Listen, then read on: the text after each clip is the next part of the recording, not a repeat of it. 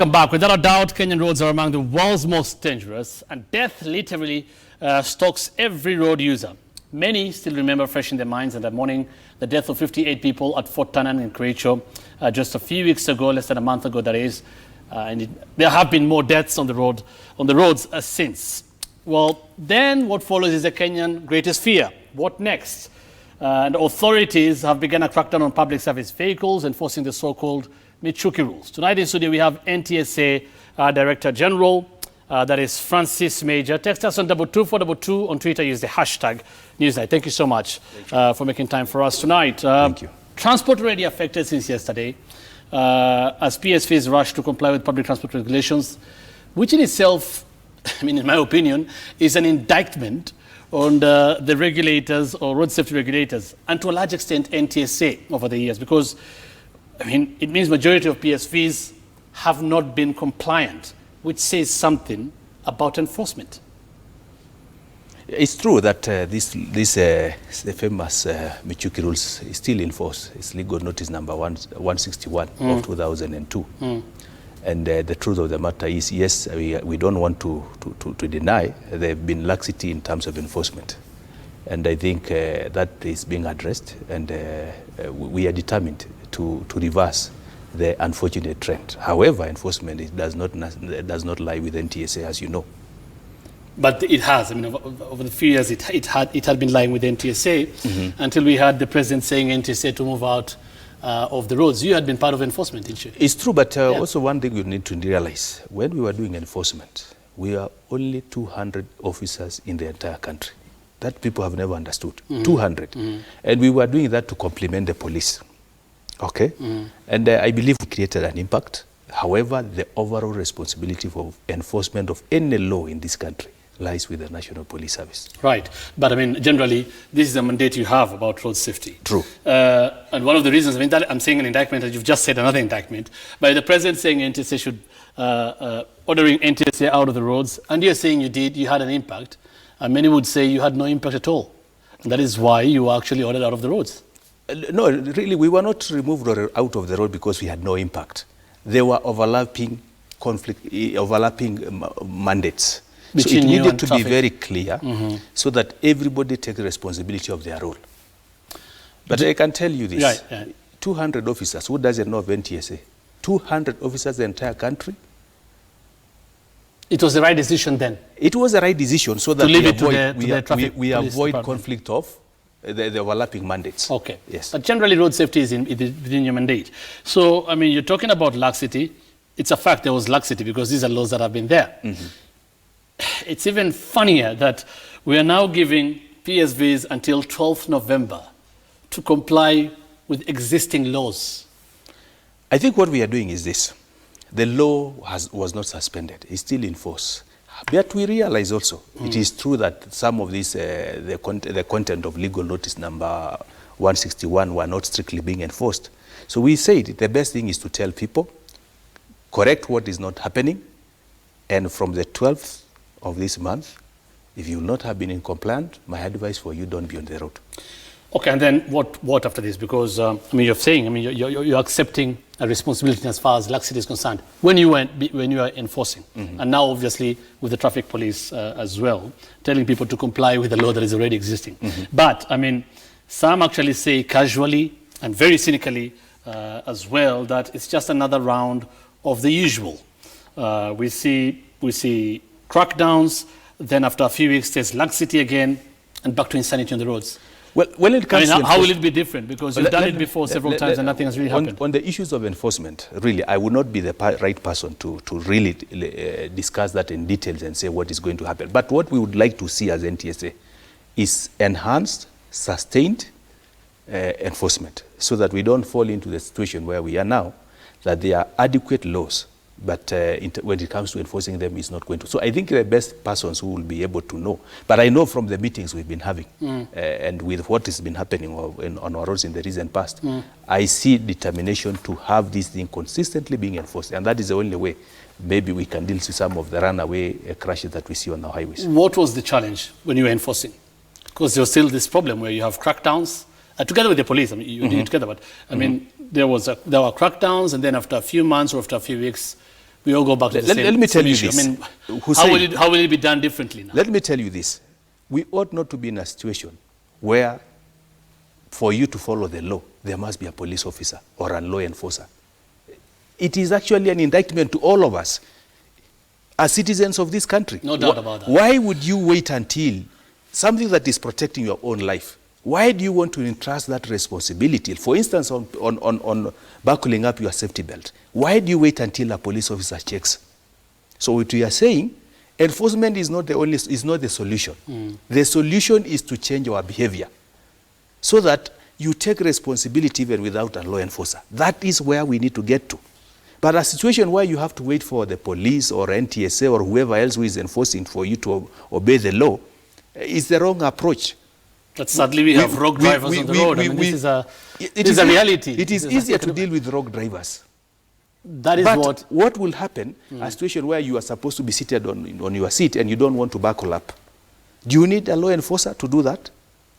It's so critical to your life. So the day we realize that it is you personally, you are protecting your own life, and you are not doing it because somebody is watching, you are doing it because of your own safety, that is the day we shall win the battle on road safety. I'm assuming any rational Kenyan will follow the laws and will do what is right for them to be on the roads. So I'm assuming this is actually meant to deal with rogue drivers. And that is where all your mandate lies as NTSA. I mean, to a large extent, this is one of our biggest problems with road safety in this country, where we forget so quickly until there's a bad accident with many victims. I'm not saying an accident with few victims is better. I mean, an accident is an accident.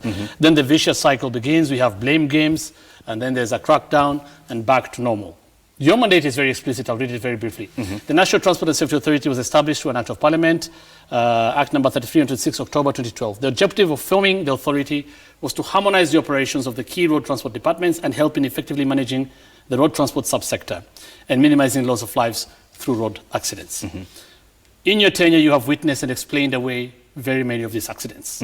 And running into thousands. I'll read a few that shocked many, including the 41 in Tulele 2013, 43 who died in Karai December 2016, 36 in Salga, Omiga in December 2017, again 58 in Forten and just recently, and many others of these accidents that happen, including pedestrian accidents.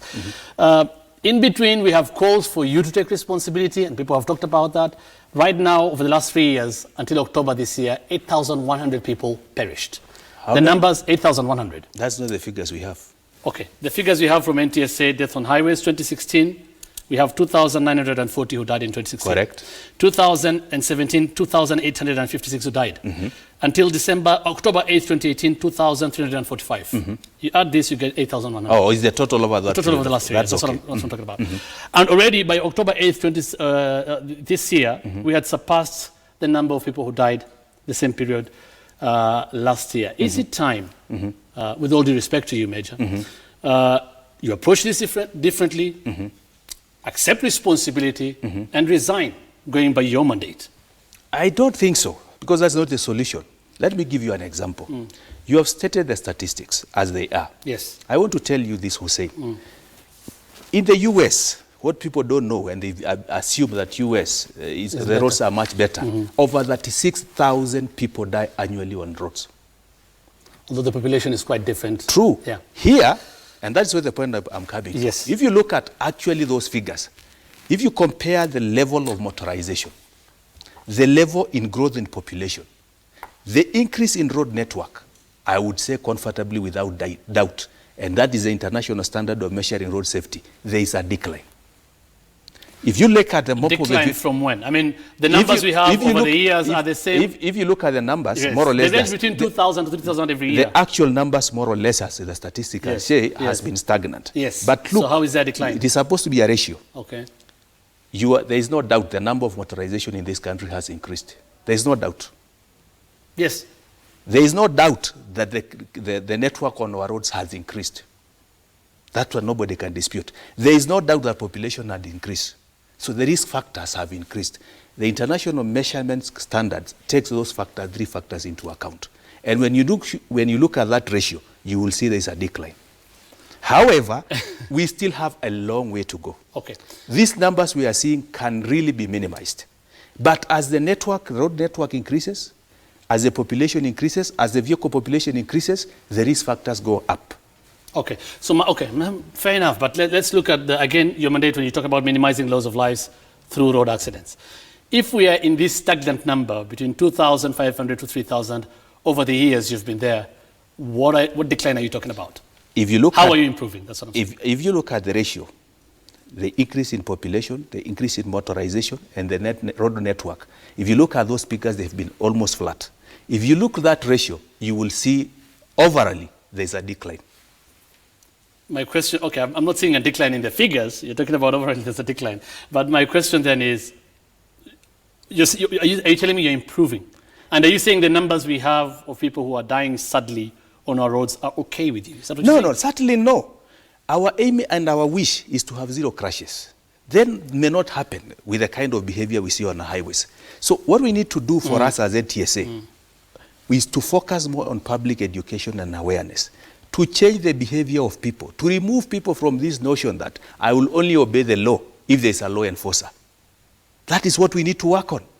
And behavior change, Hussein, does not take 1 year to change. How long in countries which have succeeded, they have done it for a century. If you look at Europe, for instance, we are in the levels where they were in the 70s. Okay, so we still have a long way to go to change the behavior, the mindset of our people. It is sad that we are losing this kind of people. And it is even more sad, or even worse, when we know that majority of these crashes can be avoided if people were to be a little more responsible. Which is your mandate again. True. So my question to you is, do you have targets you're working with? We've had such interviews over the years. You keep talking about behavioral change. Yes. So until when? Behavioral change until when?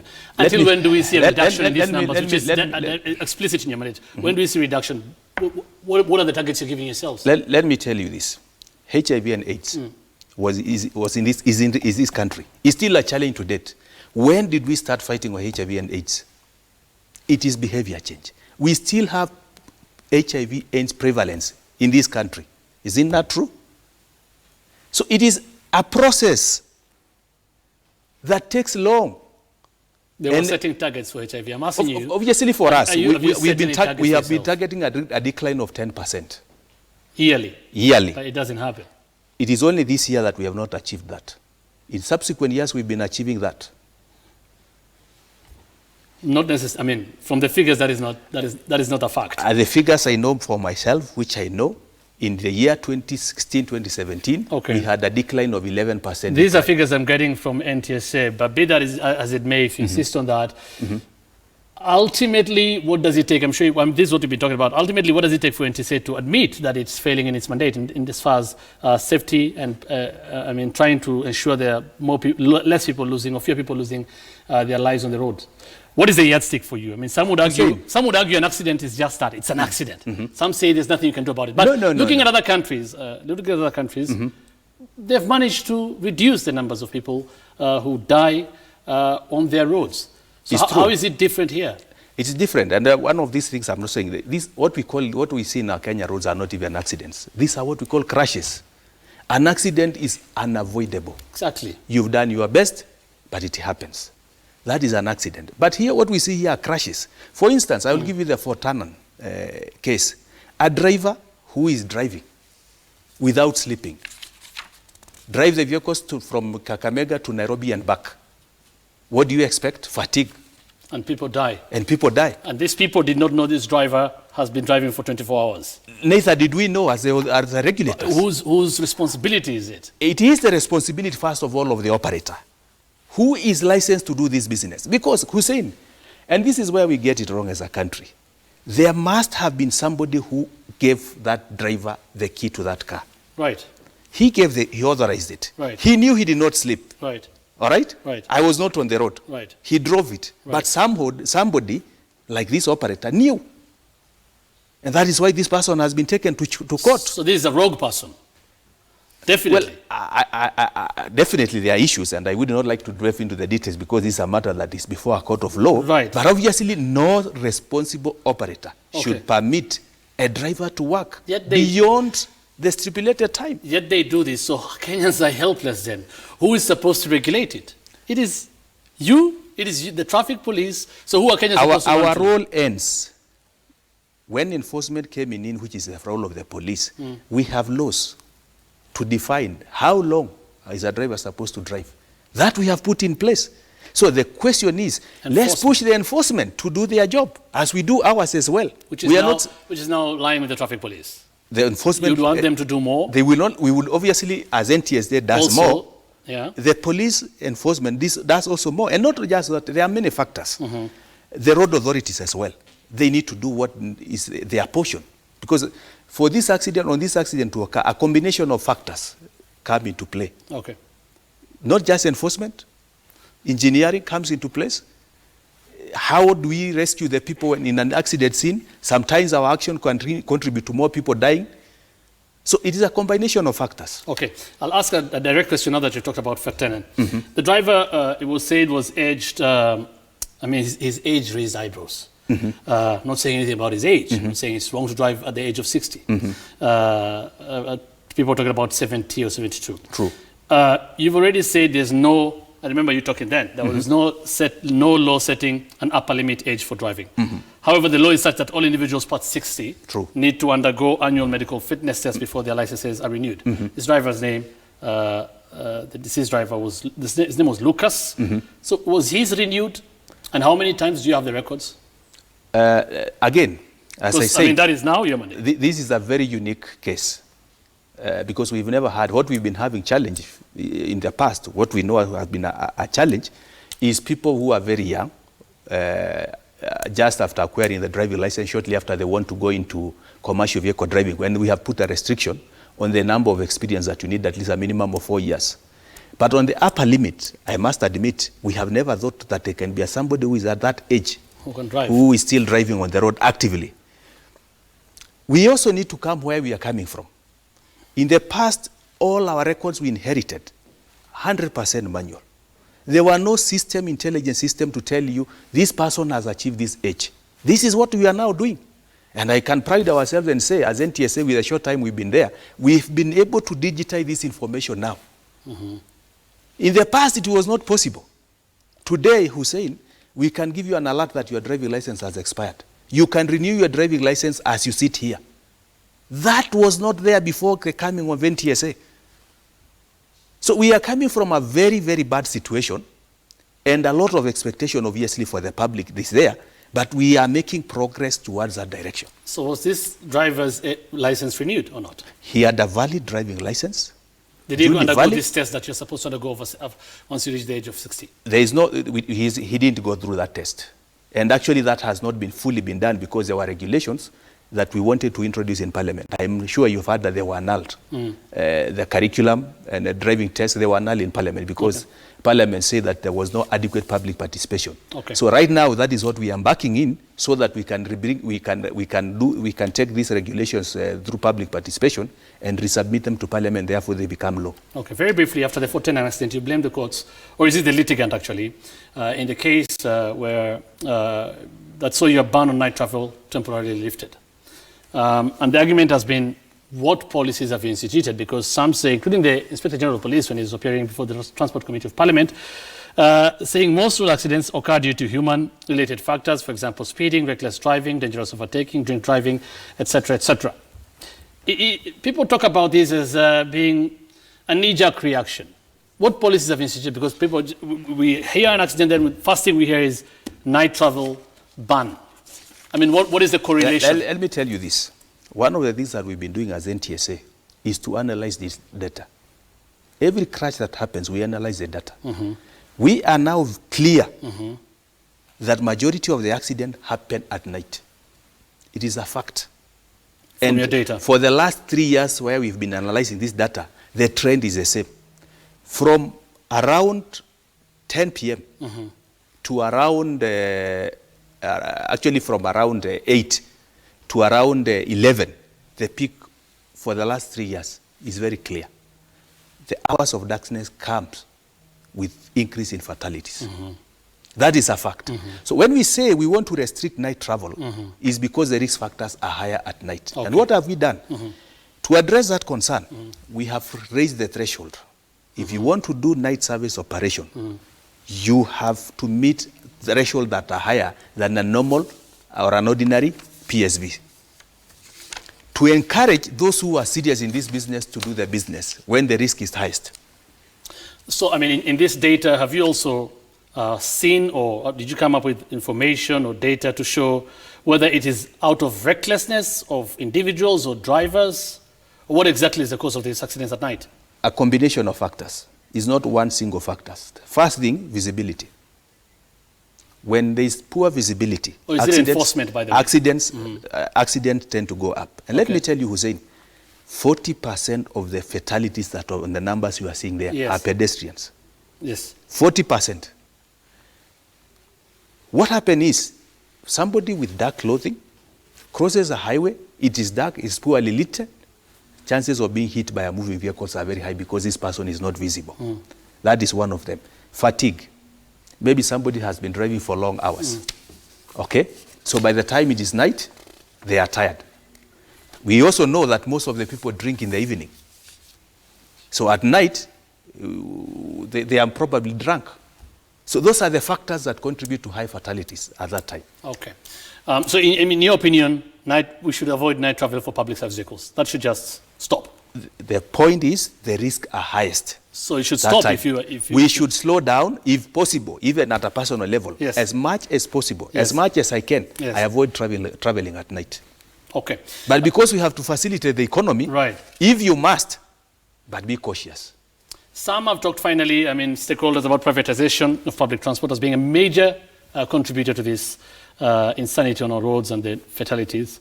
Because ultimately it's about people making profit. It's about people making money. And they do whatever they have to do to make this money, and we have this chaos. Do you think this is a valid point that it's time the government runs the sector? In majority of the countries that we have dealt with, you find that there's an element of government investment in public transport. And the reason why is it's so because if you have, for instance, a scheduled service, that the bus is supposed to depart from this station at this minute. Sometimes it is not full, and it must leave. So obviously, it may not be profitable to attract people to invest in that sector with the way it is scheduled. Here in this country, it is completely 100% in private hands. So issues of fares, sometimes because when it is raining, they hike they change the fare. You are their mercy. You are their mercy. People are the mercy of public transport operators. So I think, to me, it's high time the government thought of a way to try and see what intervention they can put in place to try and ensure that at least some standards are met, and so that they compensate if there are any losses that will be incurred, to stabilize and to bring order to this. Is this something you propose? I mean, this is policy. This is supposed to come from you. I mean, I bet these are some of the things you have to be. You should have been looking at. Those are things we are alive to, and we have there are clear justification for such models on how the government can intervene. And actually, you have seen even with the issues like NYS, whenever there is a crisis, they step in. And I think that is those are some of the investments that government needs to come on board to try and stabilize the PSV industry. Okay. Francis Meja is the Director General of the National Transport and Safety Authority. Maybe if you have finally something to say, including what you can promise Kenyans ahead of the festive season, because that's where we're going into. Again, Hussein, year in, year out, April, August, December, when it's associated with the festive period, accidents tend to be on the increase because of the high number of movement of people and vehicles on our highways. We want to ask Kenyans, please be responsible. Do not, actually I saw somewhere, some writer somewhere, to remain silent while you are being driven dangerously in itself amounts to suicide. So do not allow yourself to be driven dangerously. Speak up and say no. There is no way a bus of 50 people can be at the mercy of one single individual as a driver. They must refuse, and they must say no. Okay. They better be inconvenienced, delay from reaching their destination, but arrive safely. All right. Thank you so much. Francis Meja is the Director General of the National Transport and Safety Authority. I don't envy you. Your job is not is not easy, but thank you so much. I wish you all the best. He promises no laxity in this latest crackdown. Keep talking to us. #2422 on Twitter is the hashtag NEWSNIGHT. We're back after this break.